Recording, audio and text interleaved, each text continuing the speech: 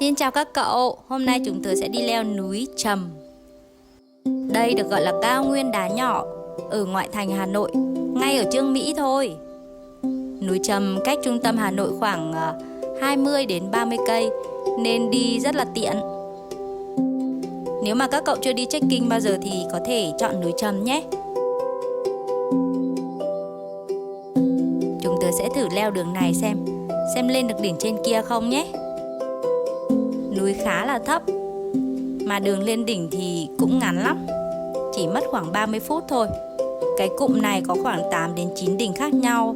Nếu mà đi khám phá hết các đỉnh thì cũng khá thời gian đấy.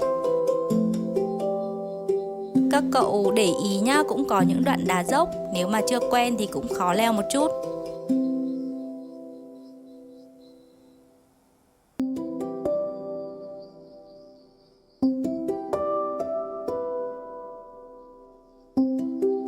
Chúng tớ lên đỉnh đầu tiên rồi nè. Bây giờ chúng tớ sẽ tìm đường lên đỉnh trên kia.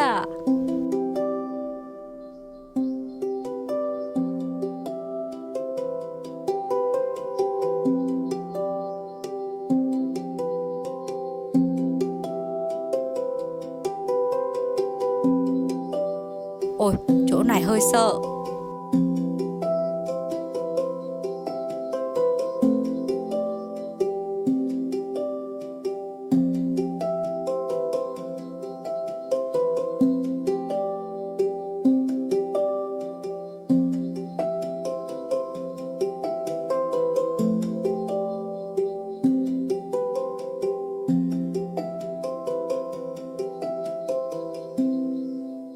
Tới đỉnh đây rồi các cậu ơi.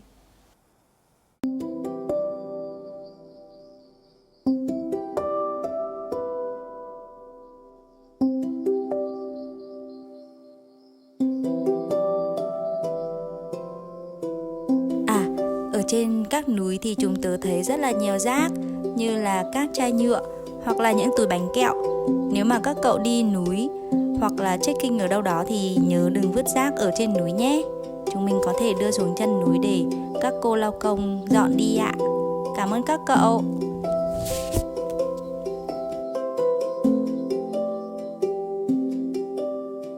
Cảm ơn các cậu đã theo dõi kênh nha. Hẹn gặp lại các cậu ở cung đường tiếp theo.